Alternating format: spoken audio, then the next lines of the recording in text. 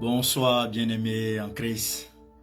Nous vous saluons dans le précieux et beau nom de notre Seigneur Jésus-Christ.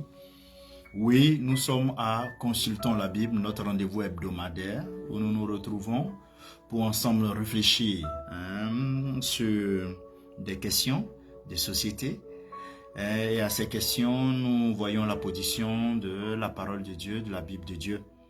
Aujourd'hui, pour répondre à plusieurs questions que nous rencontrons dans le cadre de notre appel, nous allons nous investir dans le psaume 1. Nous allons ensemble visiter le psaume 1, méditer le psaume 1, le comprendre. Et nous verrons à l'intérieur que deux manières de vivre vont se dégager. Donc il est question de vie, de vivre.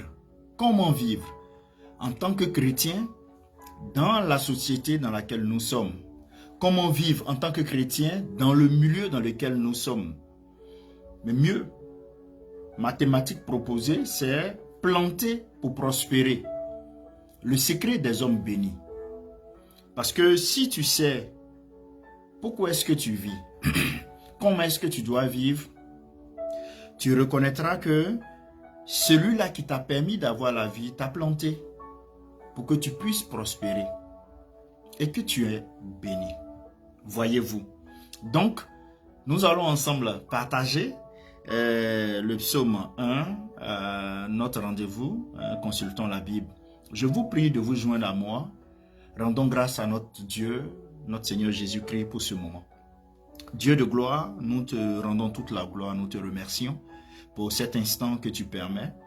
Nous voulons un instant puissant, un instant pertinent, un instant glorieux où tu vas davantage te révéler à nous. Oui, ta parole est très claire. Tu t'approches de ceux-là qui s'approchent de toi et au travers de la connaissance de ta parole, nous voulons nous approcher de toi afin d'avoir une vie de qualité, afin, Père éternel Dieu, de manifester la puissance du royaume déjà sur cette terre. Sois-en béni, excellent Père, Jésus-Christ, c'est en ton nom glorieux et merveilleux que j'ai prié. Et ensemble, bien-aimés, nous pouvons dire ensemble Amen. Le psaume 1.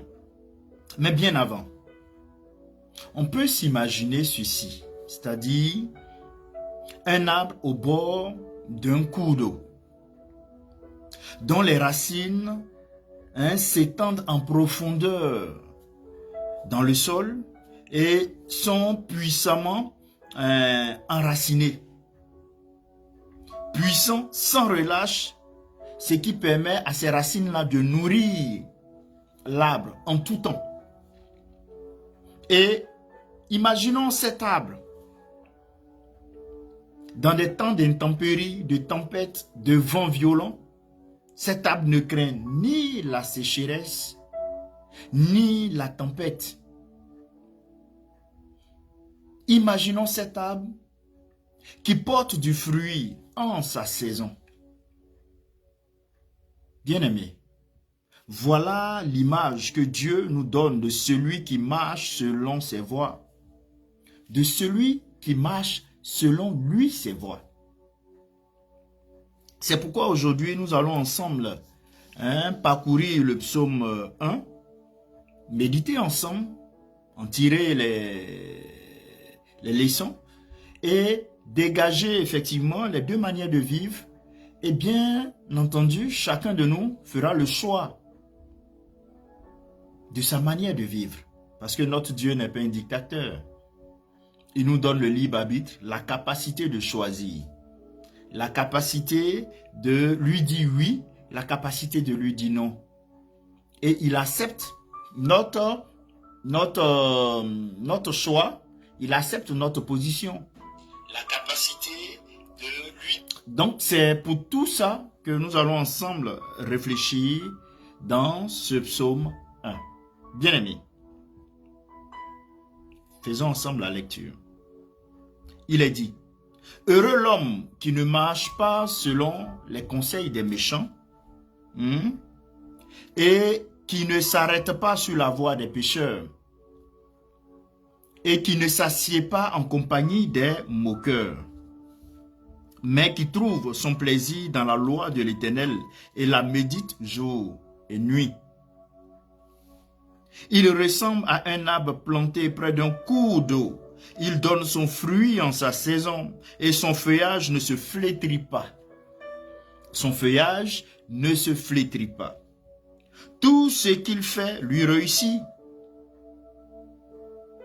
Les méchants, au contraire, ressemblent à la paille que le vent disperse. Voilà pourquoi, bien-aimés, les méchants ne résistent pas lors du jugement, ni les pécheurs dans l'assemblée des justes. En effet, l'Éternel l'Éternel connaît la voie des justes, mais la voie des méchants mène à la ruine. Amen.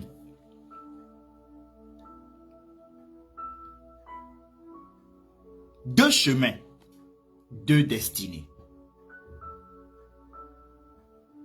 Alors que tu es planté pour prospérer, tu es planté parce que tu es béni. Mais à toi s'offrent deux chemins et aussi deux destinées en fonction du chemin emprunté. Et lorsqu'on prend le verset 1, nous voyons déjà là-dedans, dans le verset 1, les deux premiers chemins. Heureux l'homme qui ne suit pas le conseil des méchants, qui ne s'arrête pas sur la voie des pécheurs et ne s'assied pas en compagnie des moqueurs. Vous voyez? Donc, celui-là qui ne marche pas avec les méchants, qui ne marche pas avec eux, qui ne s'assoit pas avec eux, qui ne s'arrête pas avec eux. Donc, deux chemins. D'être celui-là qui trouve sa joie dans le Seigneur ou d'être celui-là qui est déclaré directement le méchant. Et lorsqu'on se retrouve au verset 6, vous verrez qu'il y a la conséquence, la destinée.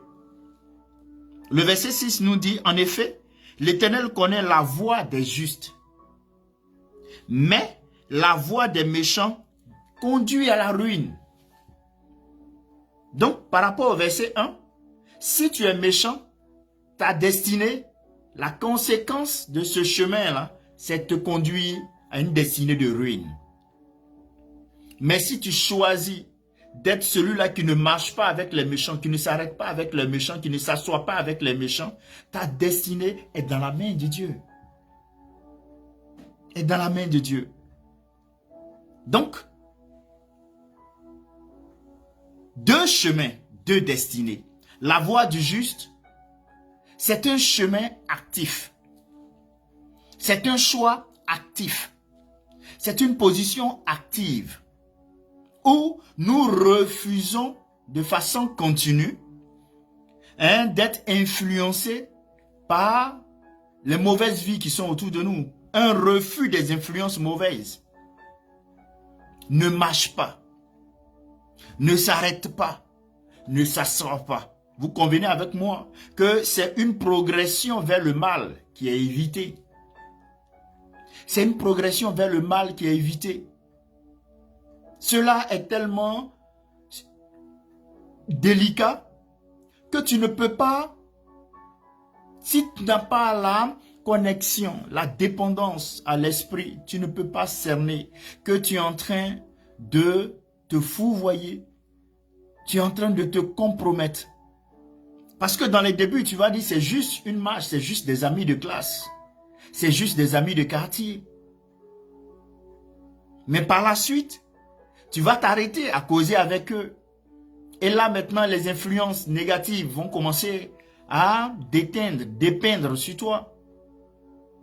Et lorsque c'est fait, maintenant tu t'assois avec eux. Mais dès le départ, lorsqu'on te dit évite ceci, tu dis non, c'est juste fashion, c'est la mode.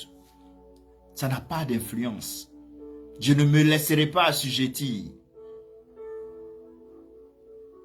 Bien-aimé, c'est une progression vers le mal. Une progression vers le mal.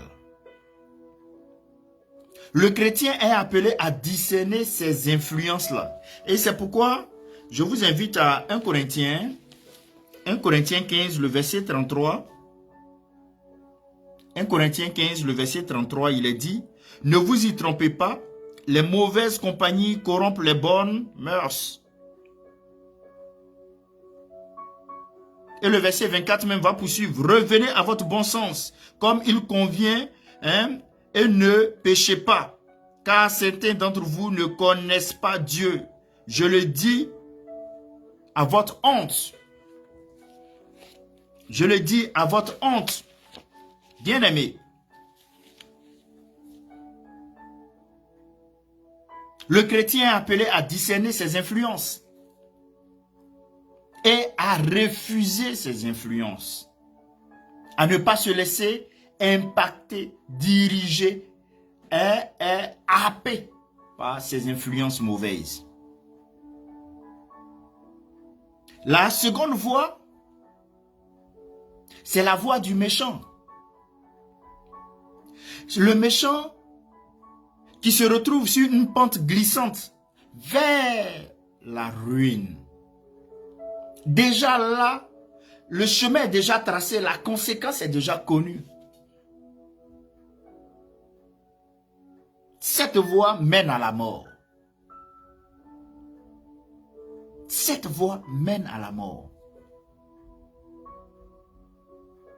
Et la Bible nous parle, le psaume 1 nous parle, au verset 4, du méchant. Il nous dit, les méchants au contraire ressemblent à la paille que le vent disperse.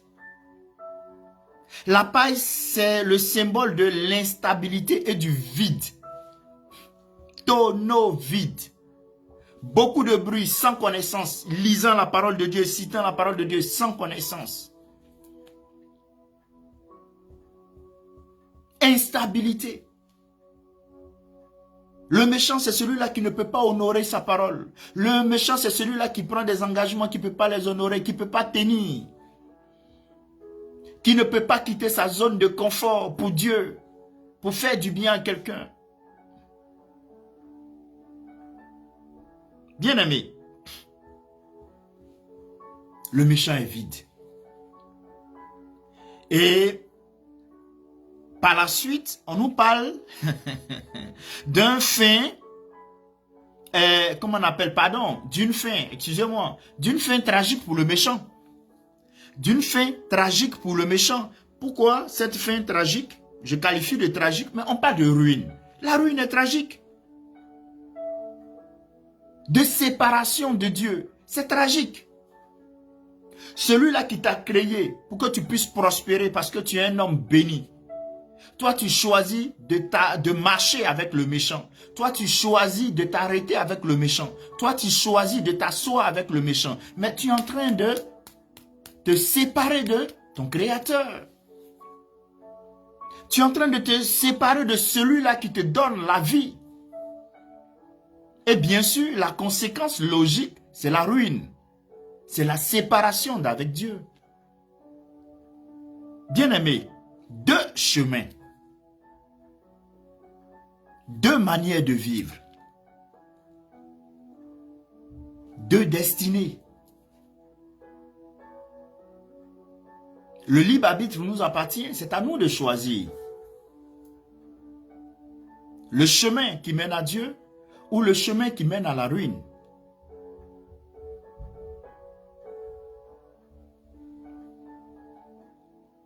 Ce que je veux que tu retiennes, il y a urgence à choisir le bon chemin aujourd'hui. Il y a urgence à choisir le bon chemin aujourd'hui. Je t'invite à Matthieu chapitre 7, le verset 13 à 14. Matthieu 7, 13 à 14, il est dit ceci. Il est dit, entrez par la porte étroite. En effet, large est la porte, spacieux le chemin menant à la perdition. Il y en a beaucoup qui entrent par là. Et le verset 14 nous dira, mais étroite est la porte, resserré est le chemin menant à la vie. Il y en a peu qui les trouvent. Il y en a peu qui les trouvent. Il est urgent aujourd'hui de choisir le bon chemin. Le secret du bonheur durable, c'est la connaissance de la volonté de Dieu pour ta vie. Et cela t'emmène à la méditation de la parole. Cela t'emmène à la connaissance de la parole. Et le verset 2 le dit. Il est dit, mais qui trouve son plaisir dans la loi de l'Éternel et la médite jour et nuit.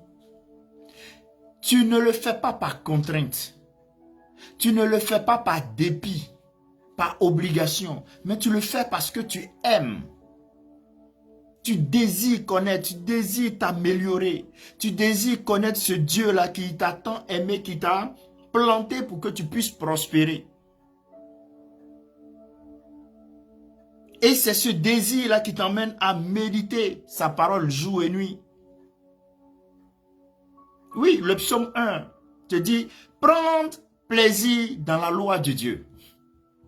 Quand tu prends plaisir dans la loi de Dieu, obéir à cette loi ne devient plus un fardeau. Ce n'est plus une contrainte. Mais imaginez, bien-aimés, pour vous qui travaillez, lorsque vous faites un boulot que vous aimez, vous avez la joie. Même les difficultés de ce boulot ne sont pas assez lourds pour vous parce que vous aimez le travail. Mais à la maison, lorsqu'on s'occupe des enfants, comme on aime nos enfants, c'est pas lourd pour nous. C'est pas contraignant pour nous. C'est vrai que c'est difficile. Mais comme on les aime, c'est pas lourd pour nous. C'est pareil pour la parole de Dieu. Quand tu aimes la parole de Dieu, te donner du temps pour la méditation, c'est pas une contrainte. C'est pas du tout un fardeau. La parole n'est pas un fardeau, mais une joie. Et c'est ce que nous dit le psaume 119, le verset 97. Il nous dit, combien j'aime ta loi, je la médite toute la journée. Le psaume 119, le verset 97. Combien j'aime ta loi, je la médite toute la journée. Toute la journée, je la médite. Bien-aimé, la chrétienté, ce n'est pas une religion, c'est une relation. C'est une relation, pas du tout une religion. Parce que c'est Dieu qui vient à nous pour établir des normes de communication, de cohésion, de partage. C'est une relation. Et une relation ne se définit pas par des pratiques faites de façon contraignante. Non. Dans une relation, tu n'as pas dit à ton épouse, à ton époux que, bon, je vais t'aimer tous les mardis et les autres jours, non. Non. Ou bien seulement ton jour de fête anniversaire, je t'offre un cadeau. Non. Dans une relation amoureuse, toutes les fois où tu as la possibilité de faire du plaisir à ton conjoint, tu le fais. C'est ce que Jésus veut avec nous, Dieu veut avec nous. C'est une relation, ce n'est pas des pratiques, des gestes qu'il faut attendre des périodes spécifiques seulement pour les faire. Non. C'est une relation, pas une religion, la chrétienté. Donc, prendre du plaisir à lire la parole. Prendre du plaisir à s'imprégner de cette parole. Et il poursuit en disant, non seulement j'y prends plaisir, mais je la médite jour et nuit. C'est-à-dire, jour et nuit, ça reflète la constance. Donc, c'est une activité qui est constante. C'est comme tu aimes ton époux, tu aimes ton époux, tu aimes tes enfants. C'est constant. Tu ne les aimes pas circonstanciellement. Tu n'aimes pas ton mari de façon circonstancielle ou ta femme de façon circonstancielle. Ou ton frère de façon circonstancielle. Tu l'aimes. Tu l'aimes, simple. Jour et nuit, tu médites la parole de Dieu. Et méditer, cette expression en hébreu, méditer, c'est haga. Et ça veut dire ruminer. Ruminer, murmurer, c'est-à-dire, vous voyez les veaux, les bœufs, les ruminants si vous voulez, lorsqu'ils vont brouter, Quand ils arrivent dans un endroit paisible, ils font remonter les herbes pour prendre le temps de bien les mâcher. Et lorsqu'elles mâchent bien ces plantes-là, c'est maintenant que ces plantes-là deviennent utiles pour leur fonctionnement. Et nous aussi, quand l'hébreu dit haga, c'est-à-dire méditer, c'est-à-dire ruminer la parole de Dieu, c'est-à-dire après avoir lu et entendu, tu prends la parole de Dieu, tu as ton temps de méditation pour disséquer la parole, pour la comprendre, pour que cette parole-là s'imprègne à ta vie. Par rapport au choix de vie que tu as fait, s'imprègne à ta vie pour que tu puisses la comprendre et la mettre aisément en pratique. Le dirait quelqu'un, toute chose qui se conçoit bien, s'énonce aisément. Donc quand tu as bien compris quelque chose, tu as bien reçu les instructions pour faire quelque chose, mais tu l'appliques aisément. Tu l'appliques aisément. Ce n'est pas une lecture occasionnelle, mais une infusion permanente. De la même manière, ton corps a besoin de nourriture chaque jour pour vivre. De cette même manière, ton âme, ton esprit et même ton corps besoin de la parole de Dieu pour vivre au quotidien. De la même manière, tu as besoin d'oxygène pour vivre. De cette même manière, tu as besoin de la parole de Dieu pour vivre. Pour vivre. Ce n'est pas des méditations occasionnelles, mais ça doit être une infusion permanente. Et c'est pourquoi vous allez voir que le livre de Josué, Josué chapitre 1, le verset 8 dira que si tu médites ce livre de la loi jour et nuit, c'est alors que tu réussiras dans tout ce que tu vas entreprendre. Le succès est lié à la méditation, bien-aimé.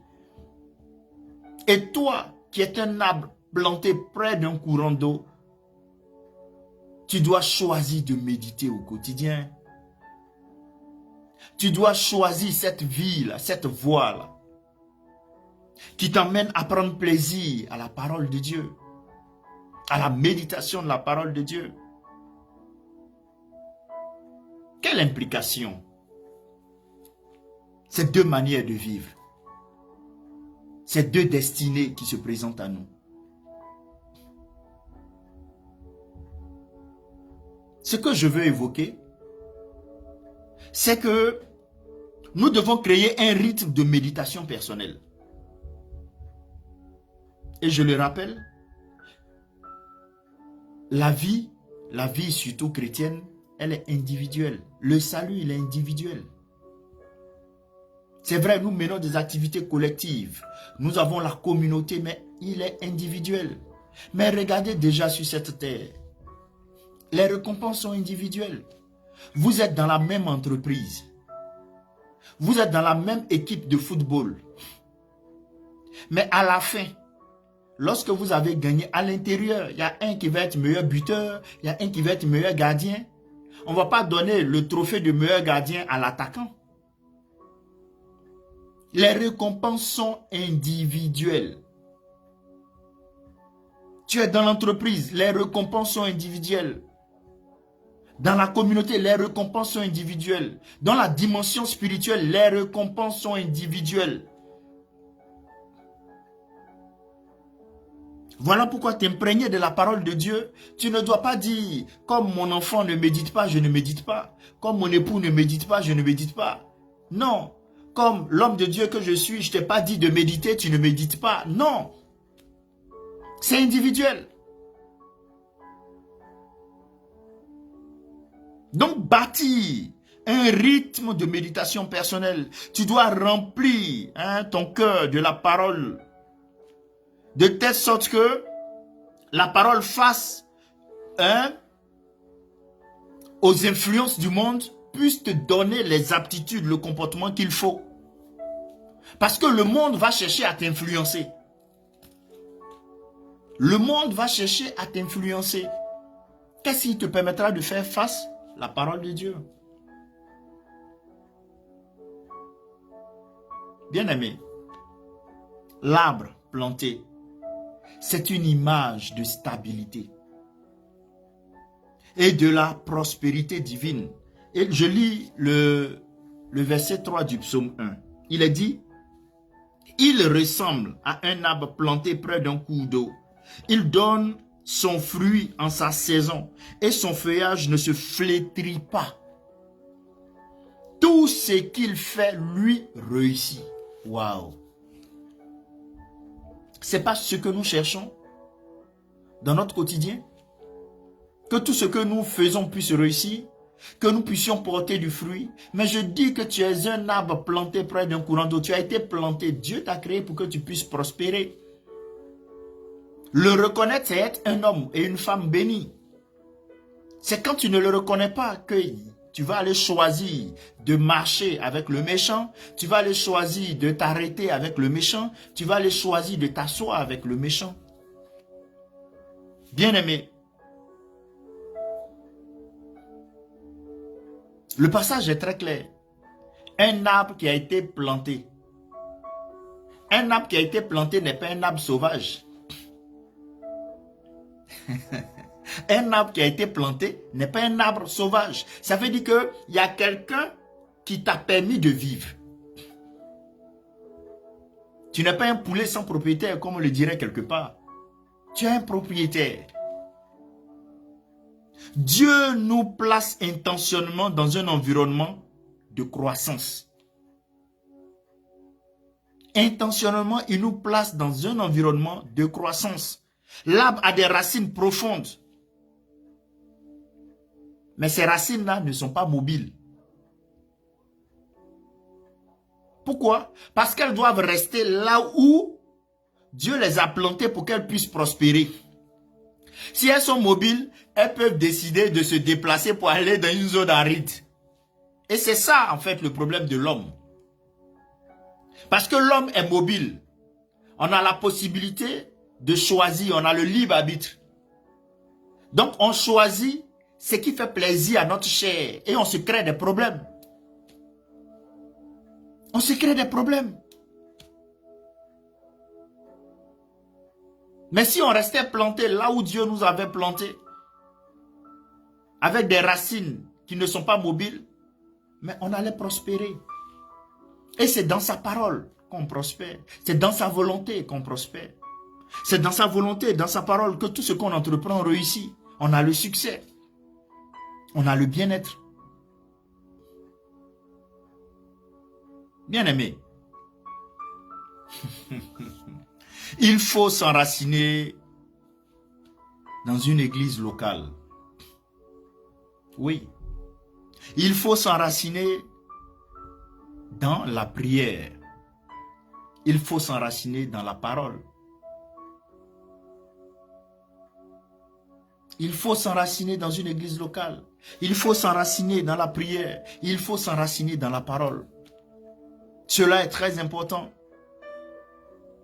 Et vous verrez que dans cette dimension, vous allez maintenant être irrigué de façon continuelle. Irrigué continuellement. Le courant d'eau, c'est le symbole du Saint-Esprit et de la parole, comme on le voit en Jean, chapitre 7. Je prends Jean, chapitre 7, les versets 38 à 39.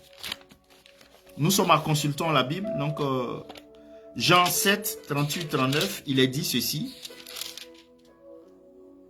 Jean 7, 38, 39.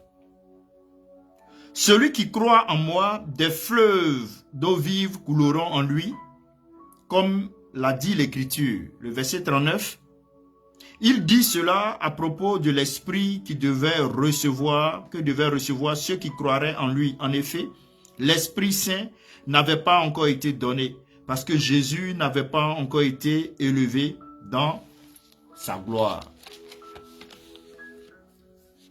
Bien-aimé,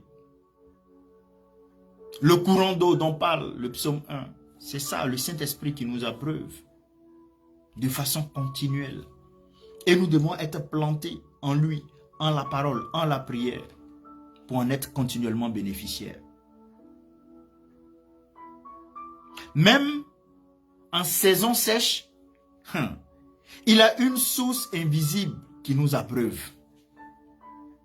Même pendant nos temps troubles, il y a toujours une source invisible qui nous abreuve. C'est ça en fait, l'impactation du Saint-Esprit. L'impactation d'avoir les racines dans la parole. Le Seigneur fait de telle sorte que, quel que soit le sol, quel que soit le temps qui se présente à toi, ce temps-là te soit favorable.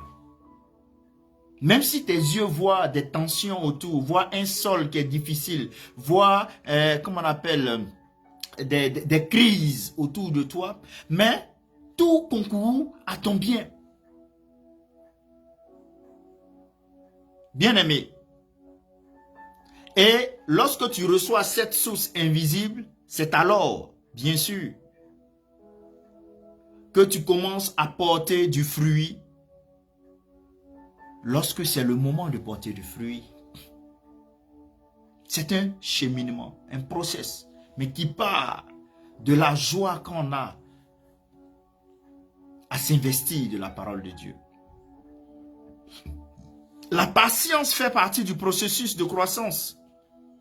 Et c'est ce que nous dit Galates chapitre 6, le verset 9. Parce qu'il faut attendre ton temps pour produire.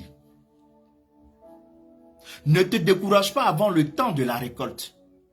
Le cultivateur, lorsqu'il va au champ, il travaille le sol. Il prépare le sol. Il prépare la semence. Il va attendre la première pluie, il va ensemencer le sol. Et il va attendre que cette semence-là sorte. Il va attendre qu'elle croisse, qu'elle produise du fruit, que le temps de la récolte arrive, le temps de la moisson arrive. C'est un temps de patience. Tu coupes la mangue avant qu'elle ne soit mûre, mais elle te sera difficile, elle va agacer tes dents. Oui, nous avons besoin de patience, car la patience fait partie du processus de croissance. Et le fruit devient alors visible, utile à la gloire de Dieu. Le fruit alors devient visible, utile. Tu deviens un homme, une femme aguerri, mûr, qui est utile pour la communauté, qui glorifie le nom de Dieu, qui arrive à donner de bons conseils, qui arrive à mener, à encourager, à fortifier, à avoir de bonnes idées, à être productif. Parce que tu es dans ton temps de saison productive où tu produis le fruit en ta saison. Tu as été patient, tu as préparé ton cœur par la prière, par la méditation de la parole de Dieu. Et aujourd'hui, tu portes du fruit. On dit waouh, mais il y a eu un temps de patience, un temps de secret, un temps de prière, un temps de méditation dans le secret qui fait qu'aujourd'hui tu portes du fruit. On te voit dans ton temps où tu portes du fruit, mais on ne t'a pas vu quand tu étais sous le sol. Cette semence-là sous le sol qui devait d'abord mourir à elle-même et commencer à germer. Mais c'est un processus par lequel on passe et il faut commencer par la parole. Bien-aimé, tu porteras du fruit en ton temps. Le fruit sera visible. Quand je dis qu'il sera visible, il y aura des témoins qui vont témoigner de ce fruit qui est visible. Et non seulement, on témoigne de l'utilité de ce fruit. Donc tu es une bonne personne. Tu es une personne utile. Pas un déchet de la société, mais une personne utile, une bénédiction pour la société. Et cela à la gloire de Dieu. Parce que tout ce que Dieu fait, c'est pour son nom et sa gloire. Et il poursuit en disant que son feuillage, nous sommes toujours dans le verset 3, son feuillage ne flétrit point. Ça dit, ça ne se fane pas. Le feuillage ne va pas se faner. Et pour que le feuillage ne se fane pas, il te faut avoir une vie spirituelle constante. Il te faut persévérer dans cette vie spirituelle d'honnêteté, de droiture. Tu ne te conformes pas à ce siècle présent. Tu ne marches pas avec les méchants. Tu ne t'assois pas avec eux. Tu ne t'arrêtes pas avec eux. Tu es intègre dans ton travail. On dit de voler, tu dis non, malgré ton petit salaire. On te dit oui, viens, fais l'adultère, tu vas voir, je vais prendre soin de toi. Tu dis non. On te dit viens voler, tu dis non. Moi, je respecte le roi des rois je respecte Dieu. Et pour honorer Dieu, je dois être intègre, droit et juste. Tu dois persévérer dans ce bon comportement. Tu es un jeune, je dois être vierge, puceau, avant mon mariage. C'est ça. Son feuillage ne se flétrit pas parce que une vie spirituelle constante est enclenchée dans une dimension de persévérance.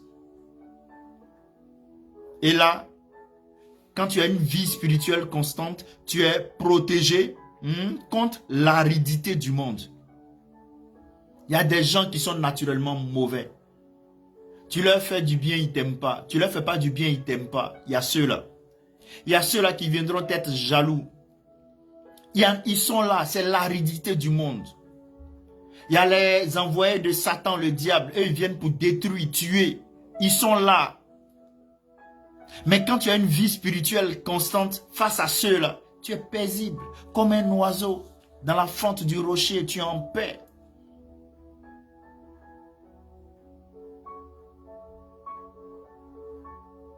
Sache ceci. Les méchants pensent qu'ils ne seront pas punis.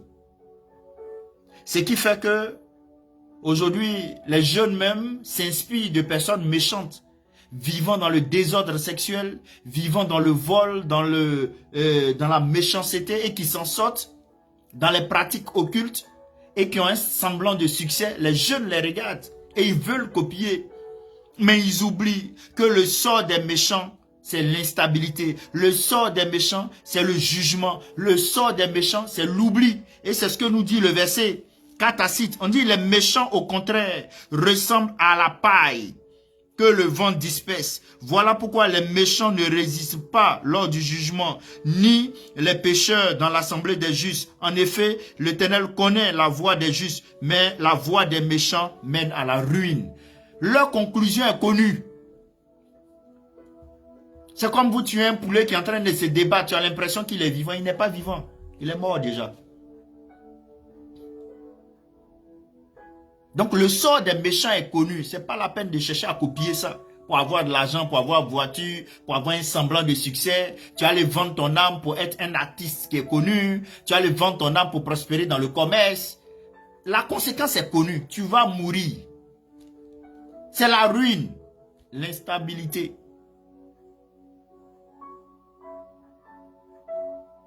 Bien-aimé, le sort des méchants, c'est l'instabilité, le jugement et l'oubli. On prend la paille emportée. Les méchants ne sont pas enracinés. Ils sont comme une paille. Ils ne sont pas enracinés. Vous voyez,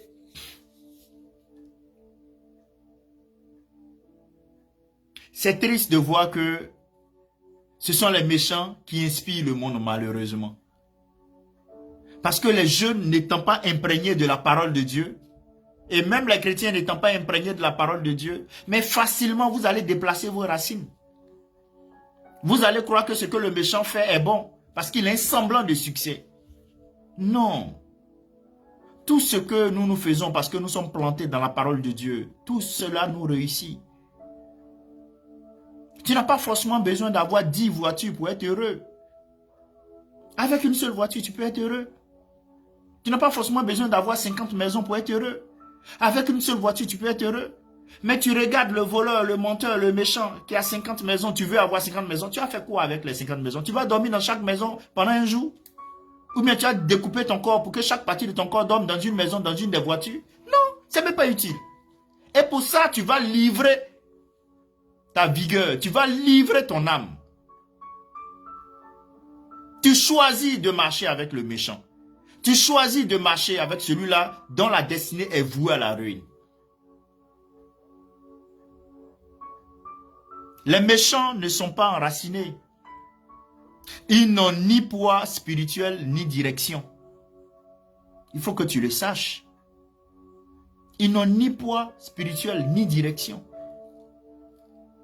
Un poulet que tu as égorgé qui se débat, est-ce qu'il a une direction? Non. Il se débat là.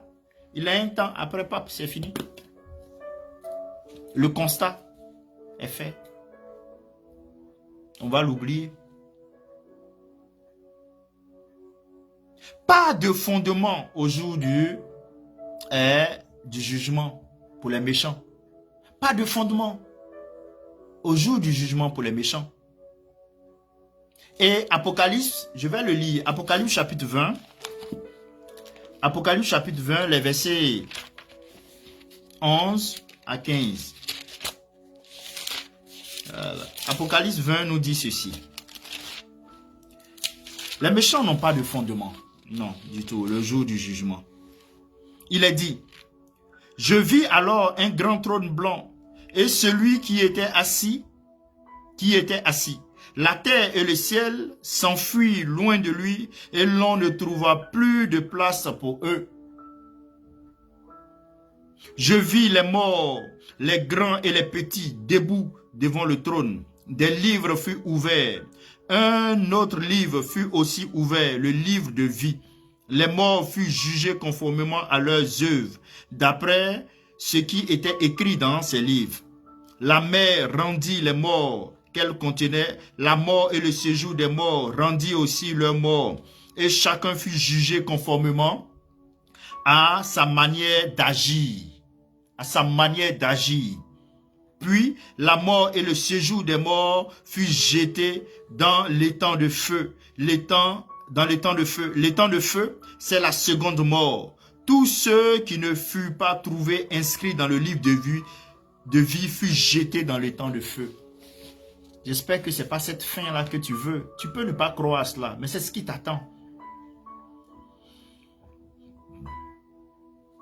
Tu n'auras pas 200 ans sur cette terre. C'est ce qui t'attend. Tu n'auras pas 150 ans sur cette terre. C'est ce qui t'attend. Choisis aujourd'hui de vivre en Christ. Choisis aujourd'hui d'aimer la parole de Dieu, de t'y investir. Choisis Jésus. Seule une vie fondée sur la parole peut tenir. Seule une vie fondée sur la parole peut tenir. Bien-aimé, la ruine, c'est la finalité du méchant. Il n'y a pas autre finalité. C'est pourquoi aujourd'hui, prêcher l'évangile avec urgence, c'est mon credo. Nous sommes dans un temps d'urgence. On doit prêcher l'évangile avec urgence, car toute vie en dehors de Dieu finit par s'écrouler, bien-aimé. Que ce soit ton mari, que ce soit tes enfants, s'ils ne sont pas en Dieu, tu vas les perdre totalement. Toute vie en dehors de Dieu, de Jésus-Christ, est vouée à la ruine. Arrêtons les guéguerres, prêchons l'évangile avec urgence. C'est comme si on vous envoie un malade qu'on doit réanimer. Si on ne fait pas vite la réanimation, il va mourir. Tu ne vas pas prendre le temps pour discuter de celui-là, c'est telle ambulance qui devait envoyer. Pourquoi c'est l'autre ambulance qui a envoyé? Tu ne ramènes pas le malade parce que c'est l'autre ambulance qui devait envoyer. Il t'a pas... Non. Ranimons les gens, prêchons l'évangile. Avec urgence, avec vérité, avec sincérité, avec droiture, avec une vie modèle d'intégrité, de sanctification, de prière, d'amour de la parole de Dieu. Bien-aimé, le psaume 1 que nous avons parcouru n'est pas seulement un poème.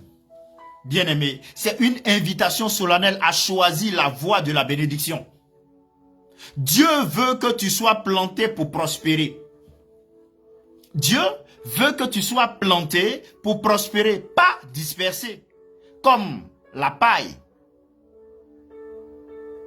La clé, bien-aimé, c'est la parole. La clé, c'est la parole. La parole. Ce que tu fais avec la Bible aujourd'hui détermine ce que Dieu fera avec toi demain. Ce que tu fais avec la Bible aujourd'hui détermine ce que Dieu fera avec toi demain.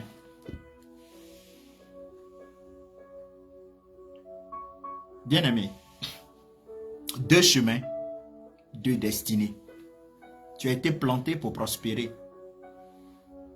Et quand tu en es conscient, tu vois que c'est le secret de l'homme béni. Il y a le chemin du juste.